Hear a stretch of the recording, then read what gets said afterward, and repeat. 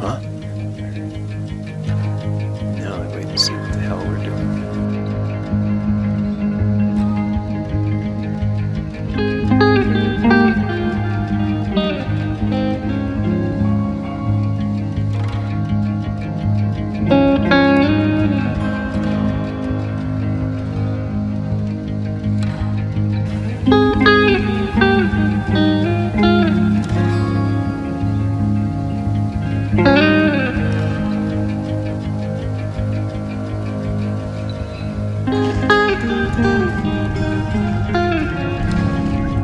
Slide right up.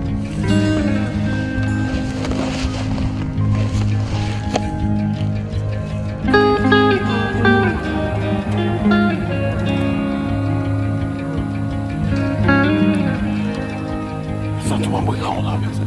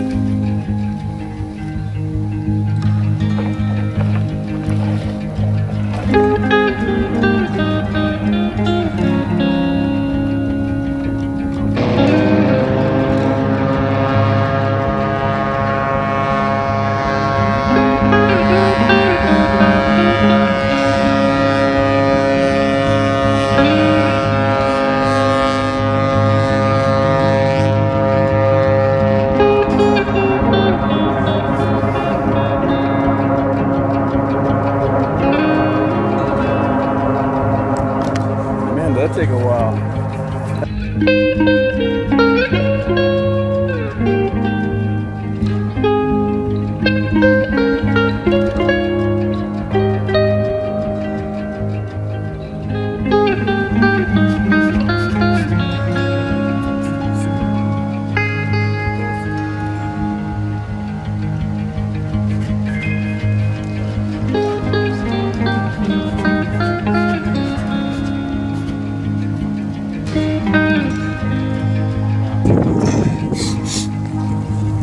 And this is how you come down.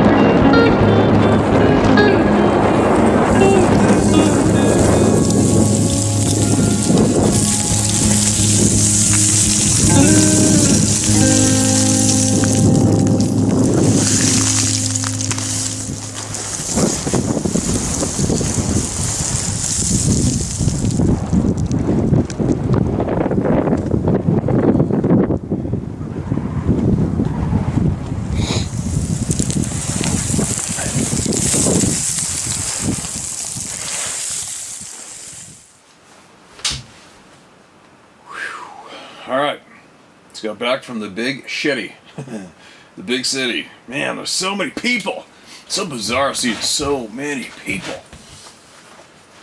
It's funny, I mentioned earlier what plagues my brain since that one subscriber sent it in was the part about, the part where, they sent in that meme, not a meme, they sent in that thing and I posted it up on the community page. Quote, the people will not revolt. They will not look up from their screens long enough to notice what's happening, end quote.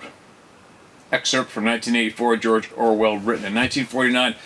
It's so funny that this was just zinging through my brain the whole time in the city, seeing all these people. So many people. I'm wondering if they're aware. How aware are they of the real world, what's really going on around them in the real world? If they spend any time in the real world, which you know what I consider the real world. If any of them are motivated to make a difference, or how many of them just fall in line, it's like all those curious questions were in my brain while sitting there watching people and seeing how many people there were and wondering about them. about their lives, what they go about doing during the day and night, what their lives are, what they spend most of their lifetime doing, what they think about, what they're aware of, and how much real true education they got or not, or what's going on. You know what I mean? There's so many of them. So many people. Anyway, I had a glance while we were traveling. I managed to not drive for a little bit, and I cracked up my inbox, and there's a whole pile of people emailed me about the technical end of what my goals are in here, and I appreciate all of you. Well, I couldn't reply to anybody at the moment, or even read clearly what you shared, but I'm super appreciative that so many people reached out to, after I asked for them to give me their knowledge, and I will go check it out for sure. And I think this week I've got the electrician coming in to do up this room and more. And I'll have to get the internet people over here to get the internet solid in here. And then it's funny, I did go to one place. I forget the name of the place. Big electronics place, right? Go in there to see if there's somebody that had the knowledge on what I needed. And one guy comes over and says, okay, well, yeah, this is all the stuff you need right here, and I can sell it to you. I just can't really tell you how to put it all together. Which I went, so I guess you really can't sell it to me then, can you? Being an ass. Anyways, I get ahead of myself, but I'll get it done. Hopefully, maybe, possibly, there might be a tech geek living from between here and Nanaimo or something that maybe want to come over and set it all up. Maybe, we'll see. But I'm sure the information that you guys shared with me will, my half a brain will be able to wrap around it and get it going either way. I'm looking forward to doing this. I'm really looking forward to doing this. Now, I'm also looking forward to get some voices heard. I escaped the house. We brought home the little peanut, the niece. There's teenagers in the house. There's a kid that big in the house. There's dogs shredding plants in the house. We were gone. So, dinner's already been ate on the way, so I did what most men would do and escaped to the man cave. Now, what do we got? This is going to be a long one. I don't know what it's about. That sounds like it's not too far away from here. So, this is titled Experiences and Thoughts. Northern Alberta Forest Technician / Contractor. Here we go. Hello, Steve. Forest Technician from Alberta here. Been watching your channels for about a year now. As it was referred to me by a friend of mine who is also a forest tech and who has had his own experiences with the Sabbath and the paranormal world as well. The two of us have seen and experienced some strange incidents together in the boreal forests of northern Alberta, but also have our own individual experiences. I believe he will also be writing to you sometime soon. I will not mention his name here and leave that decision to him. Here I will share details of my own experience with the community of the Club of No Return. Appreciate it, big time already. Early life, faded memories of high school strangeness. I will begin now by telling you my earliest memories and stories and giving some background on myself. I grew up and was born in Edmonton. Luckily, we moved to an ex-urban small acreage north of the Saskatchewan River and near both Devon and Spruce Grove, where I mostly grew up. This area happens to be one of the more, if not the most, heavily forested area in the greater Edmonton area. That's probably where that archery only is zone, right? With all those frickin' monster whitetail that are bouncing around in there.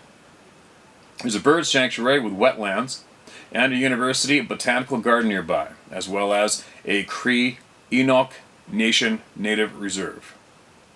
They must have just been dreams, but I can recall sitting in the windowsill of my open second-story bedroom window as a kid at our house in the city, seeing and watching dozens of massive and smaller alien UFO craft flying over the skies above Kowi. That's capital C, small o, capital E. Only weird experience I have from the city. Rural Baptiste Lake, Athabasca. Probable early youth Sabbath encounters.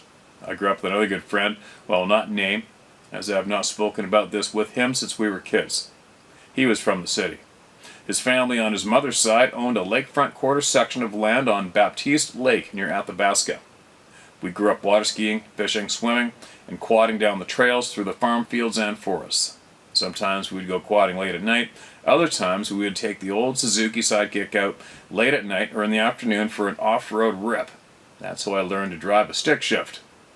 We slept in a camper trailer while staying there, and there were a few mobile, modular homes where the adults stayed.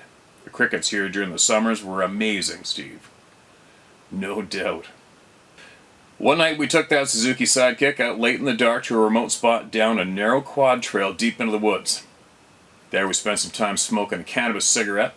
I only recall us briefly witnessing the silhouette of some large bipedal creature, quite tall, that was making noise in the forest edge of our trail. Becoming really spooked, and we peeled out of there. I have memories of being a kid out there and seeing those Sabe beings on the grass in the yard outside and in front of our camper on late moonlit night, looking out of my camper bed window. I can recall the image in my mind of seeing one's face in the window of the camper that night. Pinewood Subdivision, Parkland County. Paranormal experiences, definite Sabe encounter. While I was still a young kid at this point, growing up on that acreage south of Spruce Grove, I had a large bedroom window facing a small garden on the other side of our house. My dad was close to this window. My bed was close to this window. One night I was sleeping and facing my room door, my back facing this large bedroom window looking out onto our garden bed from front entrance. I heard 2 solid taps or knocks on the window behind me very firmly that woke me instantly with extreme fear. I waited for a few moments, and then there were another 2 taps on my window, again very firmly. I didn't dare look to see what was doing that. It didn't sound like the shrubs in the garden brushing against the glass in any wind, which I was used to. I leapt out of my bed, screaming into my parents' room. When my dad came out with me to look, there was nothing there in the dark on the pavement approach to our garage bordered by some trees and shrubs. I did not have another experience of that nature on this acreage until I was much older in my later 20s.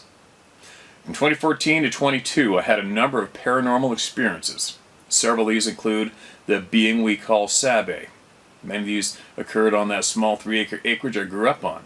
From 2018 to the present, I went to NAIT and I got a diploma in forest technology, and since have been spending most of my time in the most remote areas of the boreal forests, working throughout western and northern Alberta. Sounds like heaven to me, man. In the summers of 2018 and 2019, I had a few incidents at that acreage again, though.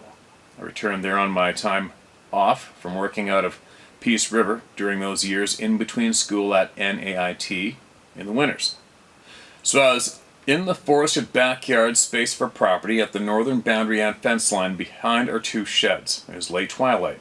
I had my arms resting on the fence and had just been smoking and thinking about work, school, and life.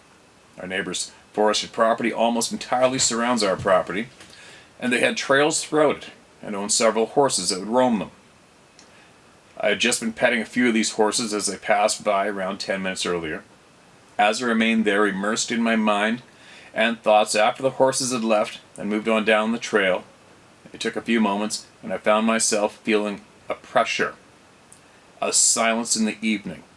As I became more aware of this, I noticed the silhouette of a being about 20 meters to my northeast, emerging and re-emerging from behind an aspen tree, around 60 centimeters in diameter.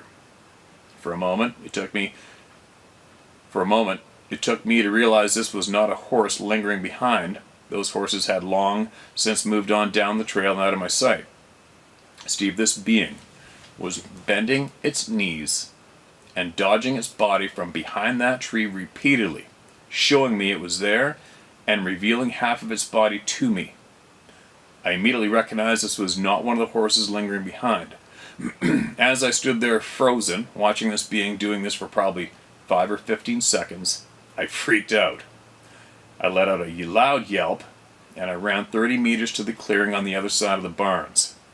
There was an axe there, which I grabbed hold of, turned around, and looked around frantically, looking to see if that thing was to come after me. I waited for moments, and nothing except that silence. I paused for a moment, rather bewildered and pissed off. I wanted and needed to see it again, I felt, because I wanted to know for sure what I thought I had seen was in fact true. Somewhat threatened and full of adrenaline, I charged back into that area of bush with that axe, letting out a battle cry. Nothing again. There was Now nothing there anymore. My neighbors must have thought I was nuts if they saw or heard me do this from up on the hill. I knew what I saw when I saw it and walked the 200 meters back up to my parents' house. I didn't see his face, only its well-built figure and dark black or maybe brown fur. It had a round but oval head. It was between 6 and 7 feet tall and standing in a cluster of mature deciduous trees. This area this incident occurred in was not over mature, but it is maturely forested woods. The spot this happened on our property was the most diverse spot in terms of species composition. Lark, black and white spruce, aspen and black poplar, pines, and even some mountain ash. Strangely, I noticed around this time, not sure what year it was, a nearby neighbor for some reason put a pointed brown wooden Sasquatch sign in the shrubs at the side of his driveway on the subdivision road. Everyone sees it driving by going one way. I may want to meet and try to talk to this person if I ever get the opportunity. Without a doubt. Without a doubt. Another night again, during the later twilight hours, I was practicing some martial arts barefoot on the grassy right-of-way to our cul-de-sac, no exit road at the bottom of the hill our house was on. I finished my practice and was breathing deeply when I noticed a white, gnome-shaped orb-like being appearing at the T intersection down the road beside the shrubs, under the stop sign, and in front of the neighbor's house on the other side of the T intersection. Its look resembled the classic gray alien look, but it was not dark or gray and was without black eyes. It looked spectral, like a ghost, or those white orbs. So I stood there stunned and in awe of this being and creature, but then I became fearful, and in my head I found myself saying and asking in a thought. I said, quote, "Please don't hurt me," end quote. And at that exact moment, as I had this thought, that being disappeared into thin air. For some reason I felt emotional about this and had some watery eyes. Shocked, and after staring for some minutes at that spot, at this point in the pitch black with some dark blue in the horizon above the open forest canopy on this rural country road, I proceeded to walk down the road to where it had been present, about 80 to 100 meters away. Once I came close to that intersection, the neighbor's house front light turned on and their dog started barking at me, having sensed I was there. Nothing else was there anymore, and now I was startled and kind of annoyed. I had been illuminated in the night and spooked. I now disturbed this dog and the peace of the evening. I began walking back home, wondering how and why the dog hadn't sensed or bothered to bark at this spectral being that appeared to me. I saw a few white orbs flying through a portal in front of the stars, one on clear nighttime skies at that acreage over those years. One of them was just a disc-like orb. The first time I saw a disc-like orb, which at first I thought was a meteorite or falling star, but then it sped up faster and swerved, morphing into what looked like a spermatid before disappearing into a cluster of stars above. It's a new word. During another instance in the summer 2019, again at this same spot and place in the sky, I saw what at first I thought were two satellites flying together, one tailing the other, maybe 100 meters behind. I soon realized these were not satellites, but it was camouflaged cigar craft. I realized there was a transparent subtle line connecting the two lights on the head and tail of one of the UFO aircraft. Then the first light disappeared, followed by the rest of the craft and its tail light at the end. It disappeared in that same cluster of stars and space in the sky as that spermatid-looking orb I saw in the summer of 2018, about 1 year previously. I then realized portals were real, and I had just been witnessing UFO crafts flying through a portal above our acreage. My own first-hand witness account proved to me that they are in fact a real thing. This had me recognize that what I had seen was probably not in outer space, but rather terrestrial and up in the atmosphere above. Fort Assiniboine, white orbs above the Freeman River, blacked out military helicopters. In the summer/spring of 2020, I was visiting and living with my friend, a fellow forest tech, on his rural acreage private property near Fort Assiniboine, Alberta, and Goose Lake. This place is in the Freeman River Valley, a really nice area. His property was near the river. One evening I had just arrived and gotten out of my vehicle. We were standing in the yard, and I had just noticed and pointed out to him 3 white orbs I had spotted floating and hovering above the forest canopy and above the river around 200 to 500 meters away. They lingered there for minutes. We slowly continued doing our thing in the yard with these orbs over there, probably for about 5 or 10 minutes from what I can recall. Then all of a sudden, we had 3 to 4 blacked out helicopters fly over us and away, and those orbs weren't there after. These helicopters were dead quiet until they flew right over us. We were pretty jazzed up about it. Man, it was wild. What's up with that? Haha. Buck Creek, Buck Lake, silent blimp sighting. In summer 2021, while I was renting and living on an acreage near Buck Creek, Alberta, and near Buck Lake, one afternoon I was smoking and reading a book on my mobile home deck outside on a nice clear sky day. I saw one of those old blimp aircraft fly overhead and into the distance. It was silent as a feather the whole time. It wasn't as big as the World War II era ones, but it was bigger than a hot air balloon for sure. Never seen a blimp being flown in modern times before, so I really wondered what was up with that. Fox Creek, white orb sighting, camper rocking in the night. Hundreds of satellites or crafts sighted. Now I bring you to my more recent life and my experiences this past summer 22. I was working out of Fox Creek in the Burland and Athabasca River area this past fall season, camping and working out there between these 2 rivers. I'm familiar with that area. Shot some nice bucks along the Athabasca. On the first evening of staying at the campsite, I unpacked my vehicle and I got in it for one last thing. The alarm went off without me hitting my keys in my pant leg pocket. Without me hitting my keys in my pant leg pocket. The alarm wouldn't stop or respond to the 2 buttons it normally previously had. It must have honked for 2 minutes before I held the horn button for at least 5 seconds and it finally went off. We almost freaked out. It was kind of weird. Never happened to me like that before. On another evening, I was sleeping in a camper with my co-worker. I was awoken late in the night at about 3 or 4 a.m. by the camper gently rocking back and forth. Plenty windows cracked and there was no wind. I peeked at my co-worker over on the other side of the camper, and he was still as a rock and asleep. The camper would pause for a few seconds, then gently rocking and then start rocking again. It did that like 3 or 4 times. It felt like someone or something was intentionally just gently shaking it, pushing to sway it lightly back and forth. I ended up just falling back asleep because nothing else happened, but it seemed odd to me. I saw 2 disc-like flying white orbs in my time in Fox Creek fall and into winter of 22. One evening in early winter, an orb flew over the highway 43 and disappeared just 2 kilometers outside of the town of FC. I was driving north with other traffic around which may have also seen it. Another night in the fall at our work campsite near the Athabasca River, there were hundreds of satellites flying in a caterpillar formation, one after the other, and many of them seemed to disperse or disappear in a space of the sky above the river. That almost sounds like the Elon Musk satellite thing, maybe. My coworker and I thought maybe there were Elon Musk satellites, but a friend checked online and apparently they're not scheduled to be flying that day.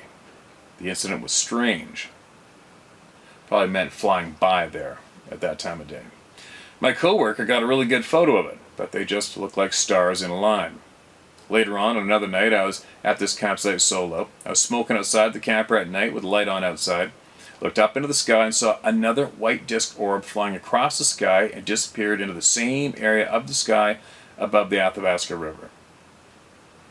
Bear Chase. Finding structures, Rainbow Lake, and high level areas early this past spring and summer of 22. I worked at a high level. High level is another place in Alberta. I found a bunch of those structures near the Rainbow Lake area as well as in the Ponton area northeast of HL, high level. One day I was in the field working around the RL oil field area, and I ran into a bear. I noticed it had sneaked up on me, and the bear chased me away about 100 meters right into this one structure. The strange thing was, the bear didn't follow me closer to the structure. It lingered off another way when I came close to it after it had chased me away some meters. I did have a firearm with me and nothing else happened, but I knew what I found when I saw it, and I found it to be peculiar that the bear didn't keep chasing me once I came upon this structure. Is that a grizzly or a black bear? If it was a black bear, you should just kill it, because the only reason a black bear chases a human is to eat it. That's it. Possible Bean Blossom Road encounter, Rainbow Lake Campsite Road. On another hot summer day, I was laying out a cut block north of the east-west portion of Bean Blossom Road. This road goes south of the town of RL and is the campsite slash oil field slash forestry road that takes you all the way to the RL campsite on the actual lake itself, Rainbow Lake, RL. This day was pretty hot out. I had my truck parked off to the side of this gravel road for the day. When I finished my work, I walked south and stepped back into the Bean Blossom Road about 1 kilometer farther west, so I began walking east towards my truck in the distance. This was a bluebird hot sunny day. Through the heat waves over the gravel road, I could see 2 dark brown or black distorted figures, one taller than my half-ton truck and one shorter than it. I questioned whether it was a pair of moose because the figures looked taller than they were wide or lengthwise. When I stepped out of the forest, they looked like they were right by my truck. As I walked closer to my truck, they were walking away. When I got within about 300 to 500 meters of the truck, the figures had dipped north into the forest. The wood knocks. It's kind of funny how I've recognized these wood knocks. Those wood knocks will tend to sometimes happen right when I'm stepping onto a cut line or into a clearing or something of that nature. The timing of the knocks to me may sometimes indicate them announcing in a passive manner that they are around and watching. They must rely on a person noticing the peculiarity of the timing of the knocks. We all know the difference between the sound of these knocks and the pops of cracks in cold timber during the winter. I'll say, for sure, it's not the same. Not to mention the summer is also distinct from the other usual sounds of the forest life. Yeah, summertime especially, right? Hinton, possible winter footprint, dreams of Sabe and dreams of Sabe. See, he's got titles of all the individual experiences throughout his lifetime. In the winter of 2020, I was working out of the Hinton area. I found a print in the snow and a photo of it. Got a photo of it. Another day out there, I was laying out a cut block boundary on the slope of a deep conifer gully. Deep and dark green heavy conifer in the foothills. I had a bad feeling, so I didn't go as far down the slope into the timber as I could have. This feeling caused me to spare some timber from harvest. I've heard that one before. You're not the only one to spare some timber because of something going on. I've had Sabe in my dreams before. Once I dreamt of this area I'd passed through while working in the field previously. It was an area where I'd walked around and through some heavy deadfall and blowdown. Only in the dream, my vision went up into the sight of the raven that had flown by overhead. And from a third-person view from the bird in this dream, I saw a Sabe being watching me pass through that area of the woods. I had not noticed or seen any creature there in person, but had a dense gut feeling passing by there, I do recall. Storms and bad gut feeling of pressure. On another day, working out of Nordegg in the summer of 2021, near the Crimson Lake National Park, I was walking along a pine forest and black spruce edge with about 800 meters in my work left to go, where I was to finish on a pipeline and where my quad was. A storm blew in with rain and wind. For some reason, I got really scared and had a bad feeling. So I held a brisk pace, finished my work in a frantic hurry. The weather itself wasn't a threat, just a bit of a storm, but I had a gut feeling to get out of there when it blew in and listened to it, but still was able to finish my job that day. Possible native spirits and voices in the forests. Another day in the same area, I was walking in a nice open pine forest and kept hearing whispering voices on the light wind blowing through the forest canopy. It went on for a few hours, on and off, and I could hear them. There's a native reserve out that way. I couldn't make out the whispers of words well enough to say it was people near me talking, and I didn't see anything all day. Black orb / sleep paralysis dream / storm deity. This happened to me sometime in the late 2010s, once I had a nightmare of a dream and was in sleep paralysis. I could not awaken, and it felt as if I could not breathe. In the dream, I could see and feel a dark presence, something resembling an alien hovering over me, feeding on my energy. In the dream, I was able to awaken and release myself from its energetic power over me by iterating the name of the sky, Father, and God of the storm. I awoke from this yelling the name of an ancient Finnic storm deity and physically sat upright in my bed. When I awoke, I could see a black orb in the darkest corner of my room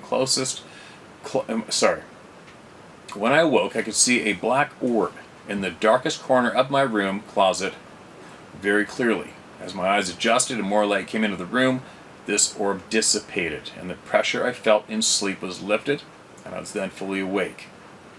Thoughts / conclusion. My favorite is listening to everyone and to the natives tell their stories and share their knowledge with us all. That is extremely valuable and greatly appreciated, especially Mr. Ash and the Owl Man. It may be important for me to note here that, considering what was shared by the Owl Man in his email to you that was read on your recent video dated March 9th, 23, where he mentioned Sabe being interested and curious towards those humans with certain quantum signatures. Certain profile points he mentioned, I think I can personally confirm and verify with my experiences. My friend and I are both partly of indigenous Sami heritage from Northern Europe. My grandmother on my paternal side was interested in the writings of Edgar, Casey, and Seth. Then she did some automatic writing in her time. On my maternal side, my grandmother is very aware of the realities of our world and the powers that be. Before I had the encounter at the acreage I grew up on, my friend and I had been interested in, and we had begun practicing our own form of Germanic and Finnic paganism. Paganism. It's been a long weekend, you guys. Bear with me. And it's late right now. Germanic and Finnic paganism in our own personal lives, trying to follow the old ways in the modern world. As animists, we know that everything in nature, including geographical places, possesses an energy and a spirit. For instance, there was a pond located on that property that I grew up on where I made some offering of silver and special rocks of crystal to local water spirit there. An area of pond, water body, and old large golden willows where many bees are attracted to for pollen in the summer. I did this for my own personal reasons, as well as simple libation to the old gods of nature and the local pleasant energy there. I wonder if that Sabe being noticed my behaviors, such as this, and my relationship to this place of land growing up, and if this is a contribution and its cause for revealing itself to me in that encounter I had there in the summer 2019. I felt bad for the way I had responded to that encounter with the axe afterward. I since mentally offered an apology while in the remote woods and when feeling their potential presence, and have called it all good.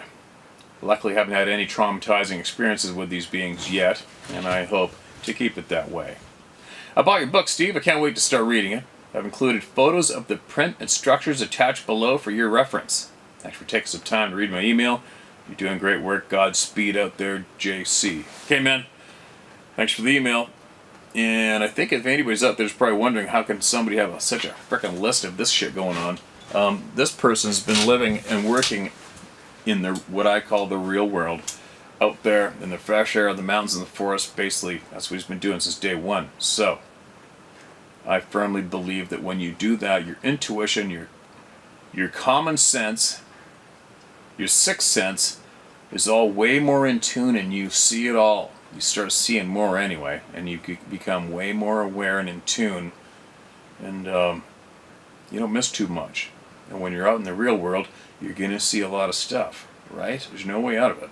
I've seen a lot, had a lot happen.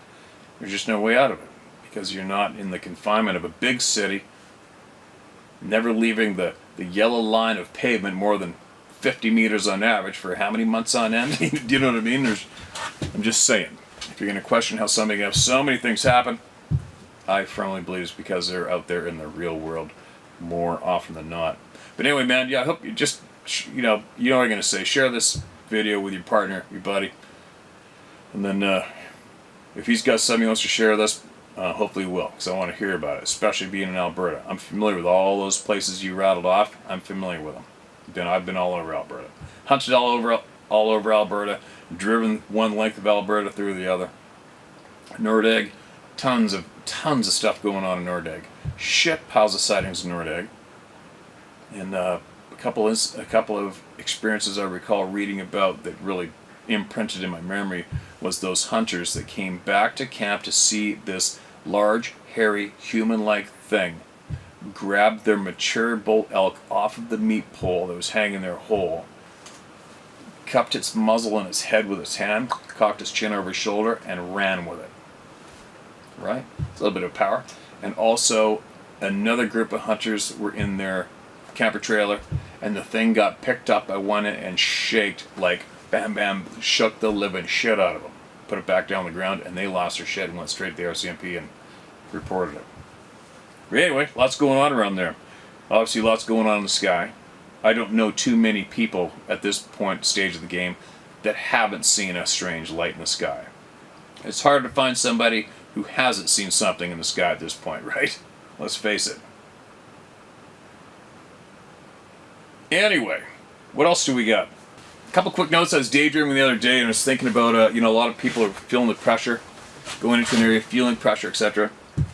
And what I would like to share with everyone from me is if you're going along to a park, going down a trail, going fishing, going wherever you're going, and you feel pressure, it's harder to breathe. It's obviously not a medical condition, but you're just feeling everything's changing. It's going quiet, feeling pressure, maybe hard to breathe, pressure on your chest, your body, your ears, and you're feeling anxious, scared, or terror. Back out if you can. Stop and back out like you just walked into an area covered in landmines. All right. Once you're walking along, you feel these feelings. Back out the exact same way you just walked into that pressure and leave. All right. And if you feel motivated, share that information with anybody else you could as well, who might possibly benefit from it. Right. That's what we need to do at this stage of the game, from what I've been learning. You need to pretend that you just walked into an active landmine when you feel these feelings, and you need to go back the way you came right away. All right? Pass that on. That is possibly going to be a handy little item for somebody. Actually, I know it would be, but we got to get the knowledge out, right? Now, who else? Oh, let me back that up a couple seconds. So I don't have the photographs from that first email. I don't have the photos in here. They're in the inbox on the computer, so I haven't even seen them. So I'll post them up right now, and you can have a look at them, and I can't comment on them because I haven't seen them. All right? So we'll be looking at them together. We just can't talk to each other while we're looking.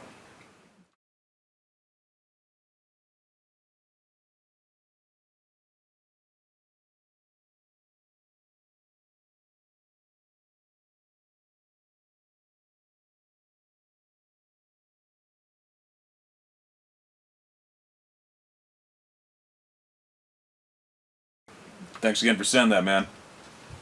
Send more. Ojibwe elder responds to father and daughter from the video, quote, "What is caught on the trail camera," end quote. I've read this. Okay, yeah, so I read this one. I believe you sent me this same email in my inbox. It keeps showing up in my inbox, right, man? But we read this out and replied to it already.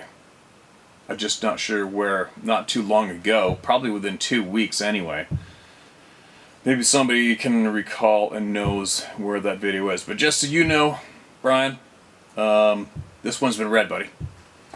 But make sure you keep it coming with the new stuff you said you're putting together, all right?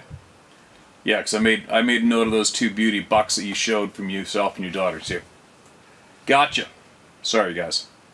That little note needed to be passed on. All right, what do we got here? Man, it's pouring rain out there. It's screwing up my plans for this week, maybe. Okay, one of my experiences. Hey, man, I have a few stories.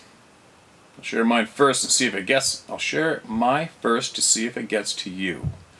I grew up in Nevada City, California. So it goes without saying, I've spent my time in the woods, being 38, predating cell phones. Grew up fishing and hunting and driving seemingly endless dirt roads until they gated 90% of them. Anyway, my sighting was around 2008 or so. I was riding my motorcycle up around Bowman Lake. I started down one of the main dirt roads when I had the feeling I was going down the wrong road. Being raised by my mother, who always told me to trust my feelings, I immediately flipped bitch. I rode to a clearing where I felt comfortable again, parked the bike to have a smoke.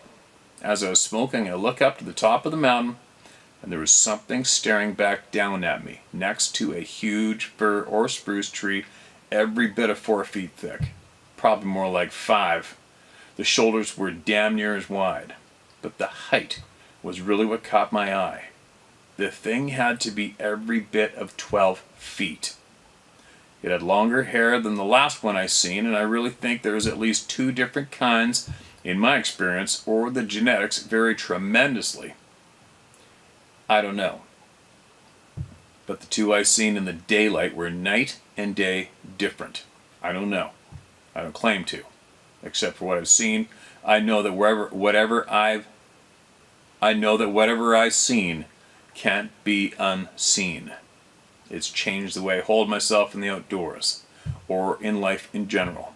I will always keep an open mind about what others have experienced over the years, after the years of ridicule from my friends and family, by trying to warn them of what we share this beautiful planet with. Thank you for your service, Steve. It does help. Watch your 6, brother. There are some sick people in this world willing to sink the ship if they can steer it. Much love and respect from my little old town in Nevada City, California.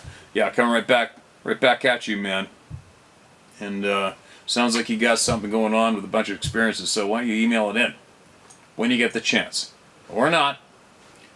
But I would strongly suggest you do, because there's going to be a lot of people that want to hear it, and especially where, what happened, and what did these people look like that you saw. All right? We appreciate that big time. Be safe. Be safe. Sounds like you're tagged to me.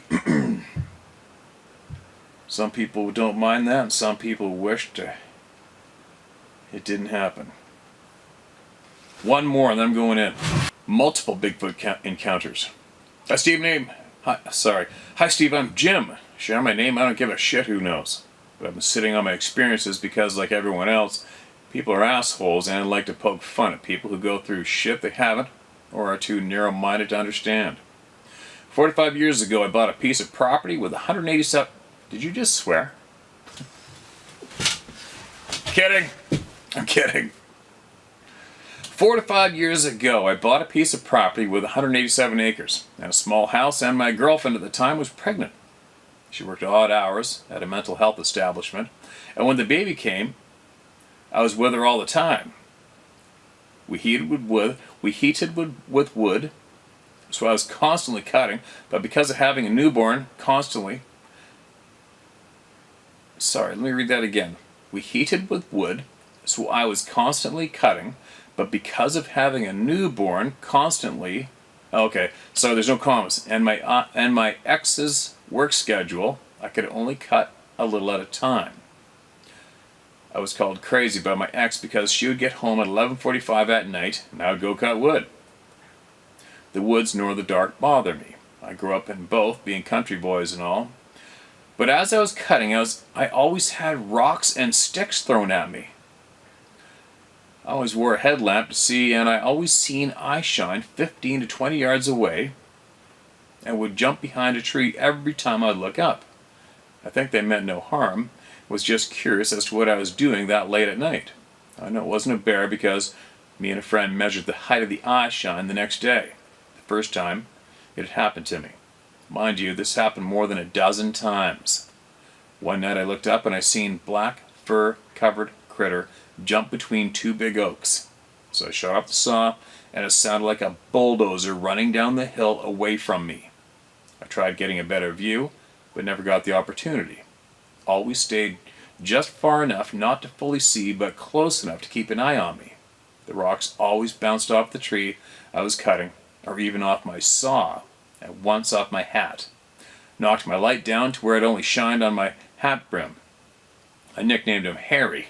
I know, what a cliche, LOL. But I would always announce myself before I cut wood after finally understanding what was actually going on. Always said, Harry, I'm here to cut wood for my family, and I'm only cutting dead and junk wood, and I'll be out of your hair soon as I fill up my pickup. So he observed, and I would woodcut. I told my ex about my friend, and she of course made fun of me and said I was full of it. One morning I was sleeping with my newborn beside me, and she was on the back porch. Wait, what? One morning I was sleeping with my newborn beside me, and she was on the back porch. She was on the back porch smoking. She never smoked inside due to the baby. Okay, you meant your ex. And she came flying in, yelling, saying there's a bunch of coyotes going crazy in a cornfield.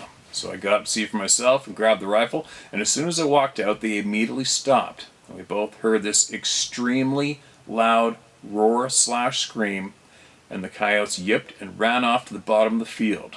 As they got to the bottom, we heard two big trees break and fall off. My ex looked at me and only said, and I quote, "No, it couldn't be." And I smiled and said, Harry took care of them, and went back to bed. I forgot to mention that we were from western Pennsylvania, close to a popular man-made lake and park. Another experience I had was a quick one.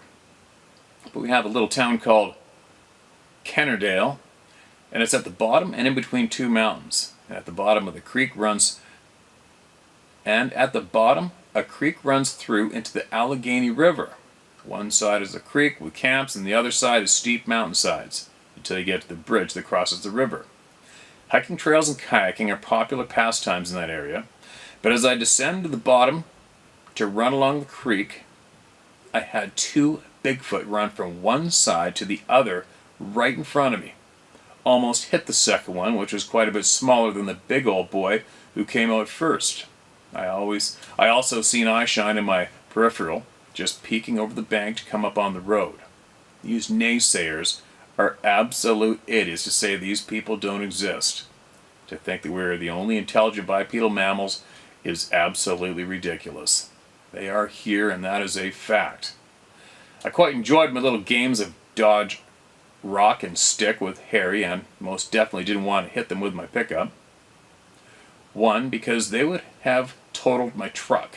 And two, they're just as family-oriented as we are, and to take out one of them would be like taking out a human and taking them from their family. I believe they have duties in their families just as we do, hunting and providing for our offspring and mates. I appreciate what you do, as you're told by quite a few people, and glad someone has the brass balls to keep going even with these idiots trying to shut us down. We are here and are going nowhere. Being a Pennsylvania member of the Club of No Return. Keep on keeping on, my friend, and would love to visit your neck of the woods. It's a very beautiful place, and from what I hear and see online, Jim. Wow. And you are a definite member of the Club of No Return, Jim. I've been to Pennsylvania, been to the Poconos. Didn't really get to run around the woods too much though, but it's definitely beautiful once you get out into the hills there, isn't it? But anyway, it's not that common that you hear somebody like yourself react as a matter of fact and realize what's going down and rock it out. Do you know what I mean? A lot of people, the majority of people, get terrified or want to figure out how to get them out of there, get them away from them, or shoot at them or whatever, right? But who knows what else is running around out there. There's a lot more going on than we are being officially informed about. But anyway, I'm starting to zonk out. I gotta go in. I got so much shit to do tomorrow, it's ridiculous. And I'm pissed about this rain because I went to this big arts and crafts store, I guess, in the big city to find some items that I want to try to build. My goal is I am going to try to make something that goes on my line, holds the camera absolutely perfect, but higher off the bottom, and I want to record those steelhead laying natural and coming up and hitting the bait right in front of the lens. I don't know if anybody's done it, but that's my goal, and I'm going to try to pull it off. But I need that crystal clear water is what I'm getting at, and it's pouring rain for the next few days, so I think it's going to cloud up the river. That sucks.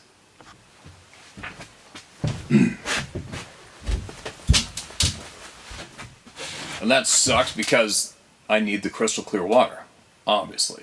I know there's a handful of videos out there where people have had, they've shown rainbow trout sitting in a stream in a side view with a video camera on them, and they've caught them gulping eggs and gulping bait down, but it's not the same thing at all.